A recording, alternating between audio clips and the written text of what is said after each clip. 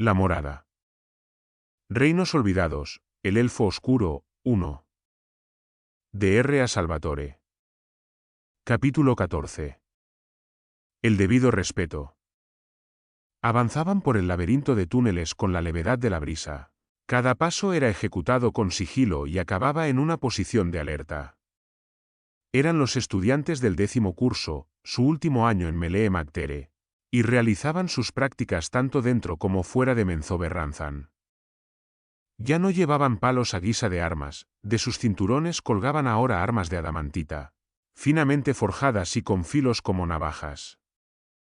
En ocasiones, los túneles se estrechaban, y solo quedaba espacio para permitir el paso de un elfo oscuro a la vez. En otras, los estudiantes se encontraban en cavernas enormes con las paredes y techos más allá del alcance de su vista. Eran guerreros drops, entrenados para actuar en cualquier tipo de terreno de la antípoda oscura y conocedores de las técnicas de combate de sus posibles oponentes. El maestro Atechnet consideraba estos ejercicios como una simple práctica. Si bien había advertido a los estudiantes que la patrulla a menudo se encontraba con monstruos muy reales y poco amistosos, Drizzt, por ser el mejor de la clase, iba a la cabeza del grupo, escoltado por el maestro Atechnet y otros 10 estudiantes en formación. Solo quedaban 22 de los 25 jóvenes que habían entrado con Drizzt en la academia. Uno había sido expulsado, y en consecuencia ejecutado, por un intento de asesinato en la persona de un estudiante de un curso superior. El segundo había resultado muerto en unas maniobras de combate. Y el tercero había fallecido en su cama por causas naturales, pues, a juicio de la academia, una daga en el corazón acababa naturalmente con la vida de cualquiera. En otro túnel cercano al primero, Verginion Baenre, segundo de la clase, guiaba al maestro Dinin y a la otra mitad de alumnos en un ejercicio similar. Día tras día, Drizzt y los demás se habían esforzado por estar siempre preparados. A lo largo de 3 meses de patrullar, el grupo solo había encontrado a un monstruo, un pescador cavernícola, un repugnante engendro de la antípoda oscura con aspecto de cangrejo gigante. Pero aquel encuentro solo había sido una distracción momentánea, sin ningún resultado práctico, porque el pescador cavernícola se había escapado por los rebordes superiores antes de que la patrulla pudiese atacarlo. Sin embargo, hoy Drizzt percibía algo diferente. Quizás era el tono de la voz del maestro Atechnet o un zumbido en las piedras de la caverna. Una vibración sutil que alertaba al subconsciente de Drizzt de la presencia de otras criaturas en el laberinto de túneles.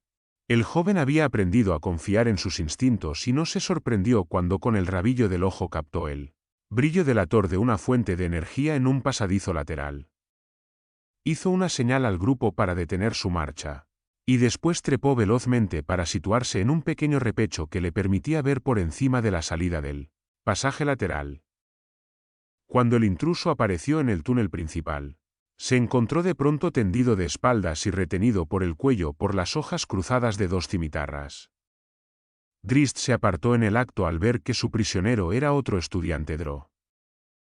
¿Qué haces aquí?, lo interrogó el maestro Atechnet.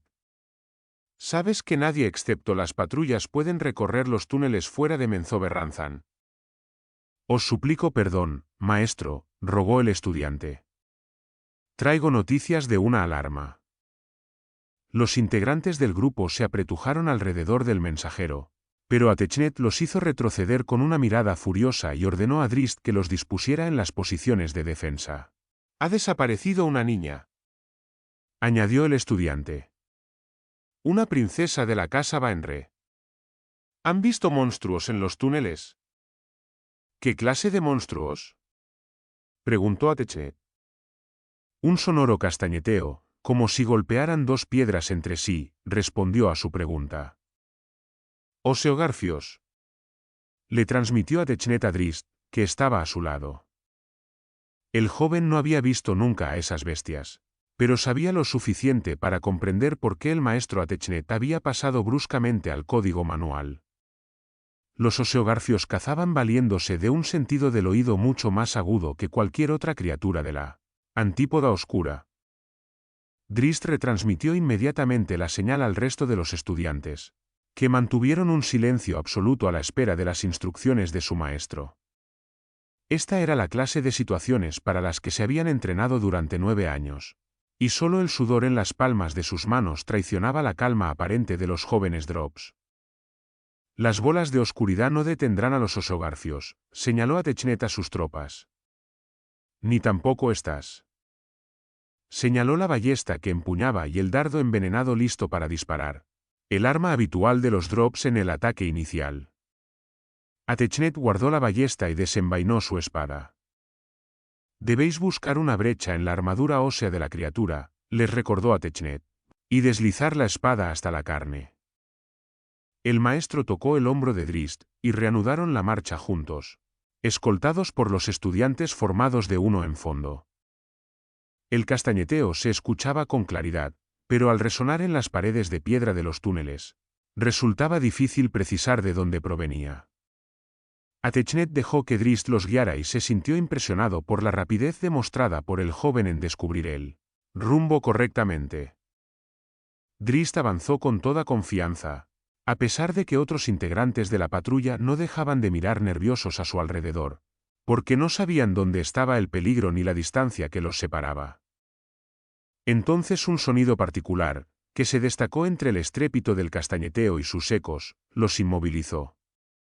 El sonido sonó cada vez más fuerte hasta envolver a la patrulla en un alarido de terror.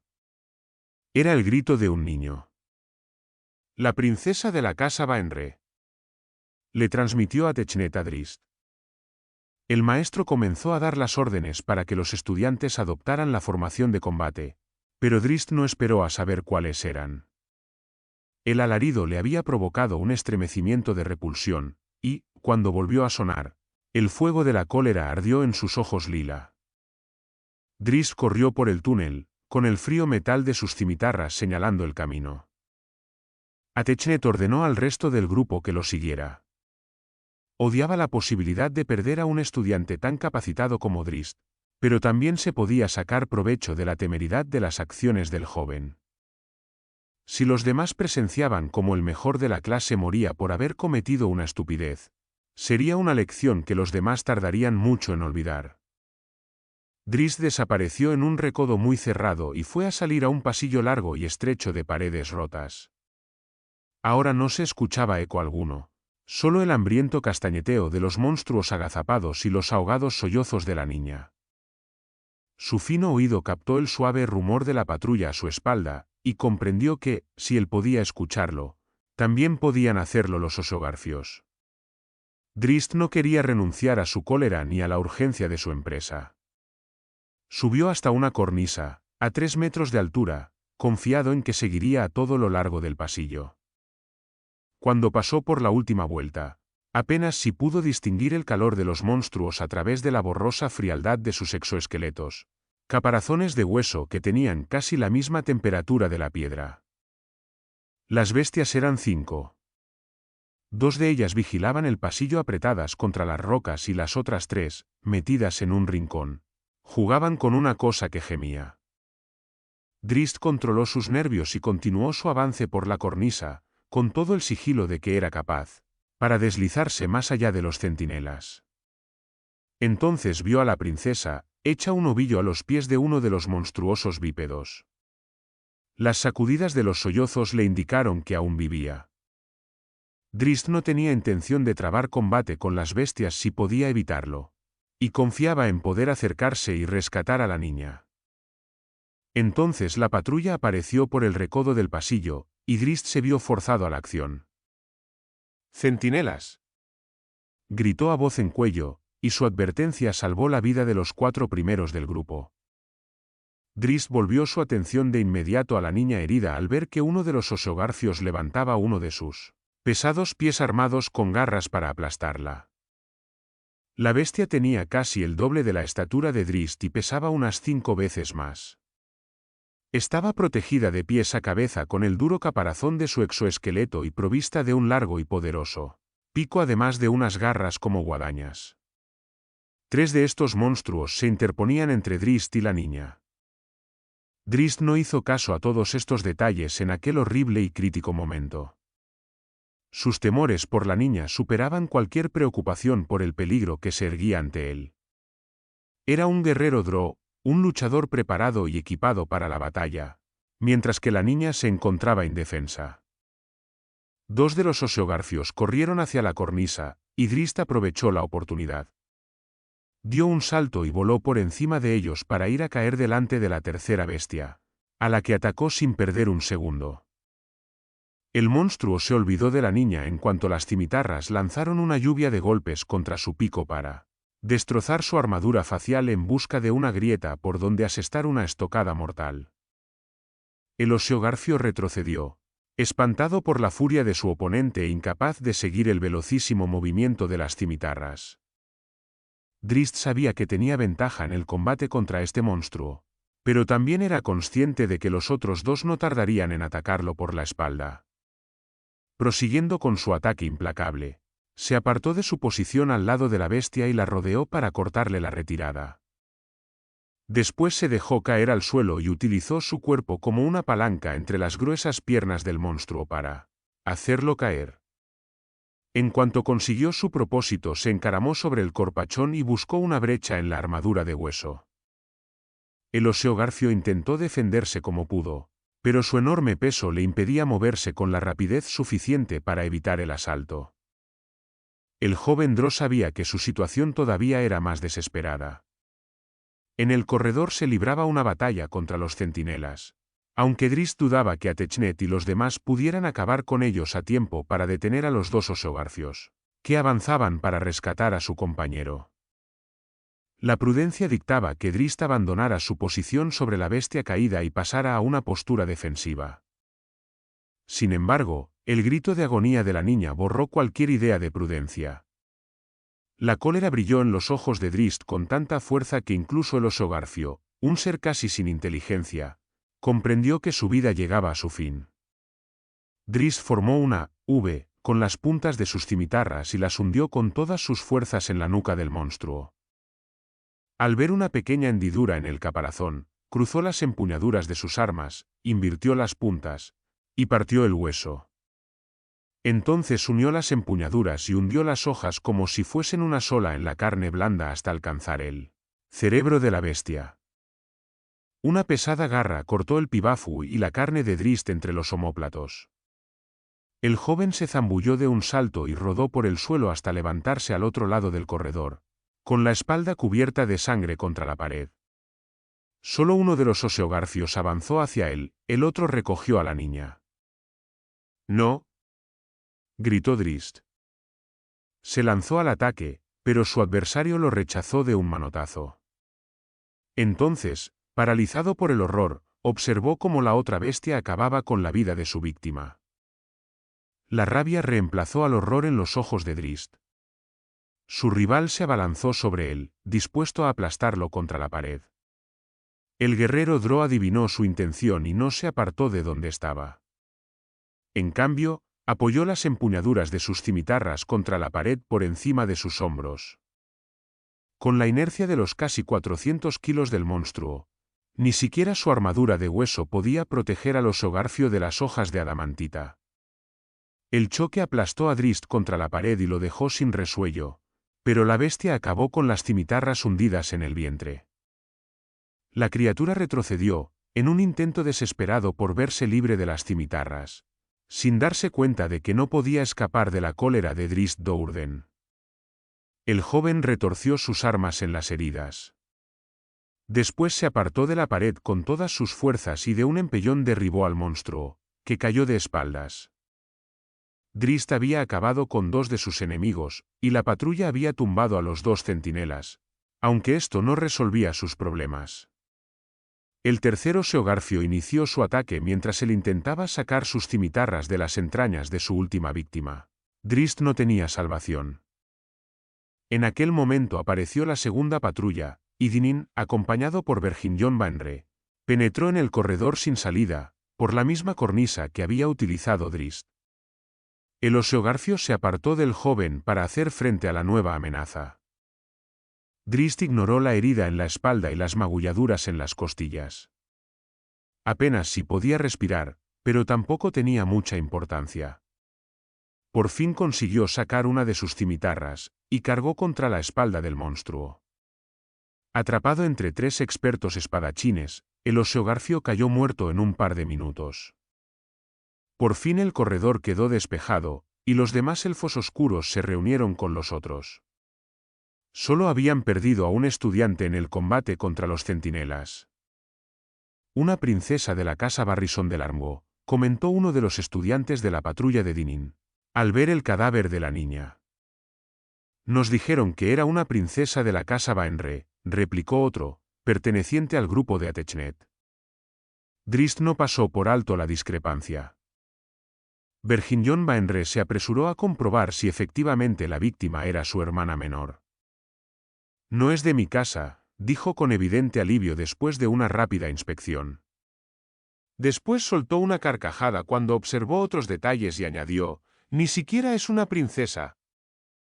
Drizzt observó con curiosidad el comportamiento de sus compañeros, sorprendido por su aparente indiferencia ante la muerte de una niña. Otro estudiante confirmó las palabras de Verginion. «Es un varón», exclamó. «¿Pero de qué casa?» El maestro Atechnet se acercó al cadáver y se apoderó de la bolsa que colgaba del cuello del niño. Vació el contenido sobre la palma de su mano, y encontró el emblema de una casa menor. «¿Un inocente extraviado?», informó a sus estudiantes con una risotada mientras arrojaba la bolsa vacía al suelo y guardaba los objetos en un bolsillo. «Su muerte no tiene ninguna importancia».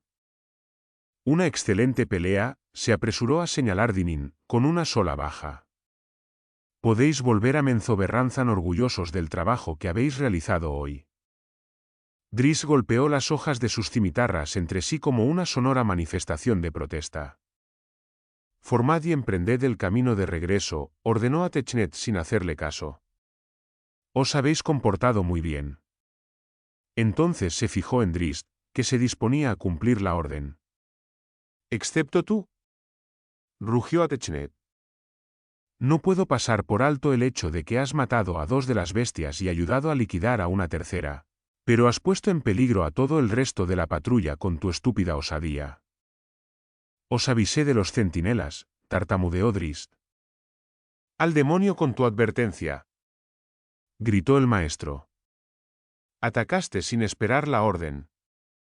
No hiciste caso de las tácticas de combate aceptadas. Nos guiaste hasta aquí a ciegas. Mira el cuerpo de tu compañero caído», chilló Atechnet, señalando el cadáver del estudiante. «Su muerte pesará sobre tu conciencia». «Pretendía salvar al niño», protestó Drizzt. «Todos queríamos salvarlo», replicó Atechnet. Drizzt no estaba tan seguro. ¿Qué hacía un niño solo en estos corredores? No dejaba de resultar curioso que un grupo de oseogarfios, unas criaturas muy poco habituales en la zona de Menzoberranzan, aparecieran para servir de entrenamiento en una práctica de patrulla. Demasiado curioso, pensó Drizzt, porque los corredores más apartados de la ciudad estaban vigilados por auténticas patrullas de guerreros veteranos, magos e incluso sacerdotisas. «Sabíais lo que se ocultaba más allá del recodo del túnel», afirmó Drizzt, sin alzar la voz, con la mirada puesta en el rostro del maestro. El golpe de una espada sobre la herida de la espalda hizo que el joven se retorciera de dolor, y estuvo a punto de caer al suelo. Se volvió para enfrentarse a la furiosa mirada de Dinin. «Guarda tus estúpidas palabras para ti», le advirtió Dinin con voz ahogada, «o te cortaré la lengua». «El niño era un cebo», insistió Drizzt cuando se encontró con su hermano en la habitación de Dinin. La respuesta de Dinin fue un sonoro revés en el rostro de Drizzt. «Lo sacrificaron como parte del ejercicio», gruñó el joven Dourden sin amilanarse. Dinin lanzó una segunda bofetada, pero Drizzt le detuvo la mano en el aire. «Sabes que digo la verdad», afirmó Drizzt.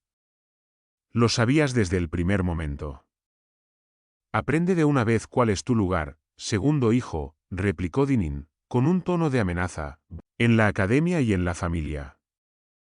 Se apartó de su hermano. «A los 9 infiernos con la academia», gritó Drizzt, furioso. «Si la familia mantiene las El joven se interrumpió al ver que Dinin empuñaba una espada y un puñal. Retrocedió de un salto y desenvainó sus cimitarras.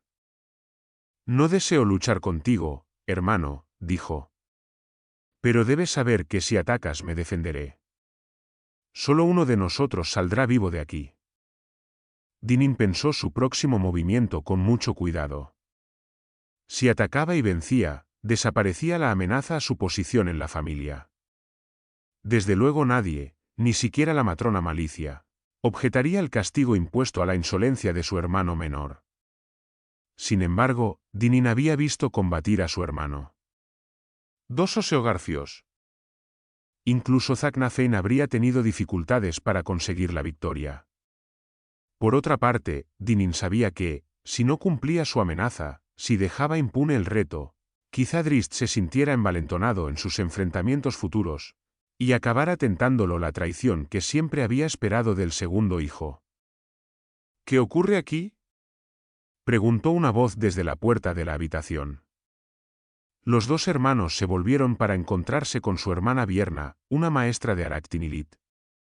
Guardad vuestras armas. La casa Dourden no puede permitirse ahora ninguna lucha interior. Al comprender que se había librado del aprieto, Dinin se apresuró a cumplir con la exigencia, y Drist hizo lo mismo. Os podéis considerar afortunados, añadió Vierna, porque no informaré a la matrona Malicia de vuestra estupidez. Ella no se mostraría tan bondadosa. ¿Por qué has venido a Melee Mactere sin anunciarte?, preguntó Dinin, preocupado por la actitud de su hermana. Él también era maestro de la academia, y aunque fuese varón, se merecía un cierto respeto. Vierna echó una mirada al pasillo para asegurarse de que no había nadie cerca, y después cerró la puerta. Para poner sobre aviso a mis hermanos, explicó en voz baja. Circulan rumores de venganza contra nuestra casa. ¿De qué familia se trata?, exclamó Dinin. Desconcertado, Drist se apartó un poco y dejó que los otros dos llevaran el peso de la conversación. ¿Cuál es el motivo? Supongo que debe de ser la eliminación de la casa de Vir, respondió Vierna. Se sabe muy poco. Los rumores son vagos. De todos modos, os quería advertir a ambos para que os mantengáis muy atentos en los próximos meses. Han pasado muchos años desde la destrucción de la casa de Vir, dijo Dinin. ¿Quién puede estar interesado en la venganza después de tanto tiempo? No son más que rumores, insistió Vierna, pero no podemos bajar la guardia. ¿Nos acusan de haber cometido una acción injusta?, preguntó Drist. Nuestra familia tendría que desmentir de inmediato esta falsa acusación. Dinin y Vierna intercambiaron una sonrisa al escuchar las palabras de su hermano menor. ¿Injusta? Vierna no pudo contener la risa. La expresión de Drist reveló su desconcierto. La misma noche en que tú naciste, le explicó Dinin, la casa de Vir se extinguió. Un excelente ataque. ¿De la casa Dourden? Drist se sintió aturdido ante la increíble noticia. Desde luego, estaba al corriente de estas batallas, pero había mantenido la ilusión de que su propia familia no participaba en estas acciones criminales.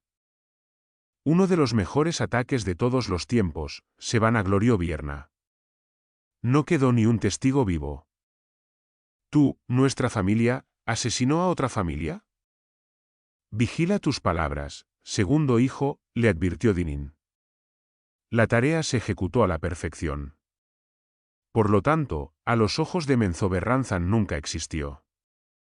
Pero la casa de Vir desapareció, protestó Drist. Hasta el niño más pequeño, afirmó Dinin, muy satisfecho. 1.000.000 de posibilidades asaltaron a Drist en aquel momento. 1.000.000 de preguntas que reclamaban una respuesta inmediata.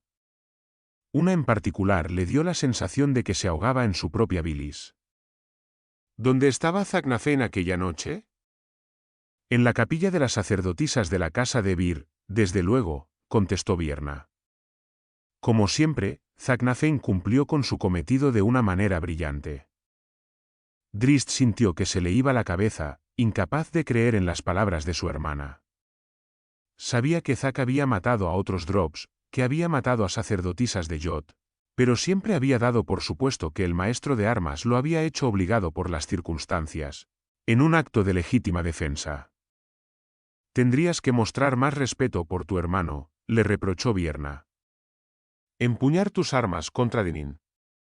¿Tú qué le debes la vida? ¿Lo sabes? Dinin dirigió una mirada de curiosidad a su hermana y soltó una risita.